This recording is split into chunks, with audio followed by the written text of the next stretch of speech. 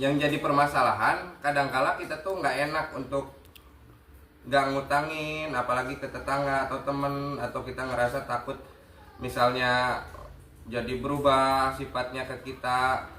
Mungkin cara ini bukan untuk 100% menolak hutang ya, karena kadangkala kita masih toleransi kalau usaha kita di desa itu kadang yang hutanginnya itu kan tetangga, teman-teman, jadi kadangkala kita nggak enak. Saya pun sadar akan hal itu, dan di video kali ini saya ingin sharing bagaimana cara saya seenggaknya nyelamatin warung kita dari kebangkrutan karena hutang. Bagaimana videonya? Simak sebentar lagi.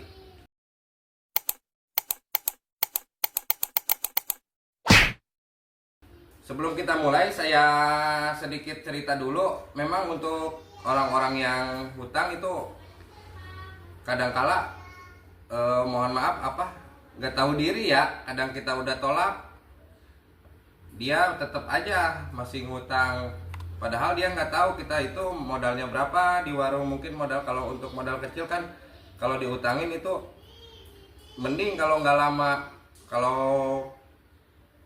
sebentar nggak masalah, tapi kan kebanyakan itu yang utang itu kadang lupa, kadang susah ditagih. Itu udah rahasia umum lah, saya juga pernah ngalamin hal itu. Tapi teman-teman gak usah berkecil hati, karena di sini saya mau nyampein dua cara untuk mengatasi hal itu.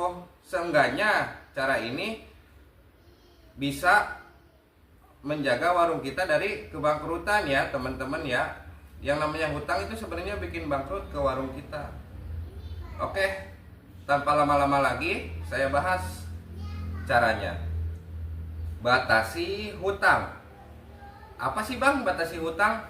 Batasi hutang menurut saya, bila teman-teman misalnya ada yang mau hutang sama warung kita, teman-teman jangan sampai langsung kasih. Itu karena nanti bakal jadi kebiasaan untuk orang yang berhutang itu, dan itu sangat beresiko kepada warung kita, apalagi warung kita masih kecil gitu. Batasi hutang di sini maksud saya misalnya untuk per orang nih, misalnya untuk orang-orang yang sekiranya menurut teman-teman dekat, misalnya tetangga dekat atau teman dekat, batasi aja misalnya untuk satu orang kita kasih 20.000 apa 50.000 gitu untuk jangka waktu sebulan. Nah dari sebulan itu kita harus tunggu dulu sampai dia bayar, baru kita kasih kuota lagi, ibaratnya untuk kuota peminjaman yang saya maksud untuk batasi itu. Kalau misalnya kita langsung kasih dia semuanya yang dia mau, itu sangat beresiko ya teman-teman ya. Lebih baik kita kasih kuota untuk menjaga modal kita. Kalau misalnya untuk nolak kan memang tadi saya ceritain di awal memang sangat sulit ya, apalagi di desa itu tahu sendiri adatnya adatnya masih kekeluargaan. Jadi kadangkala kita nggak enak untuk nolaknya gitu. Lalu yang kedua, ini yang paling penting nih, dan ini yang cara saya menurut saya paling bagus ini. Kita sangat kecil resiko untuk mengalami kebangkrutan di nomor 2 ini. Nomor 2 adalah kasih hutang pilihan. Apa sih Bang kasih hutang pilihan? Kasih hutang pilihan itu sebenarnya cara yang mungkin sedikit ribet ya, tapi cara ini menurut saya efektif. Misalnya apa? Misalnya ada orang yang mau hutang, atau teman tetangga misalnya mau hutang misalnya rokok, kita jangan kasih rokok, kita kasih pilihan. Kasih aja pilihan untuk makanan atau jajanan atau apa. Kita nggak usah ragu untuk kasih pilihan itu. Bilang aja kalau misalnya untuk rokok ini mohon maaf, ini nggak diutangin. Yang kalau misalnya mau hutang, saya kasih yang jajanan atau makanan, mie instan atau apalah. Kenapa teman-teman begitu? Karena kalau misalnya kita kasih utangan untuk produk kayak rokok begitu, itu kan bahan yang habis dan dipakainya itu buat sendiri, bukan buat keluarga.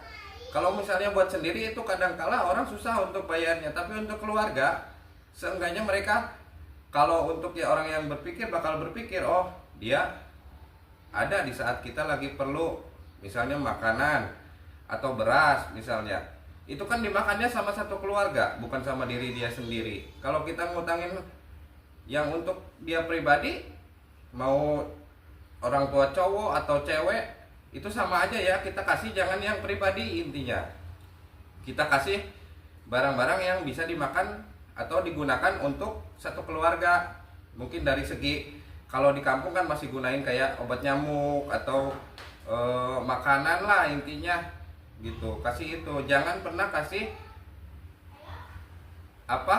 hutang yang untuk kebutuhan sendiri, jangan, itu sangat beresiko teman-teman. Mungkin itu saja tips dari saya, 2 tips dari saya. Semoga bermanfaat ya teman-teman. Kalau misalnya ada cara yang lebih bagus dari saya, yang lebih efektif, bisa komentar di bawah ya teman-teman. Jangan lupa like, subscribe, dan share ke teman-teman yang membutuhkan, biar teman-teman dapat manfaatnya dari video ini. Sekian dari saya. Assalamualaikum warahmatullahi wabarakatuh.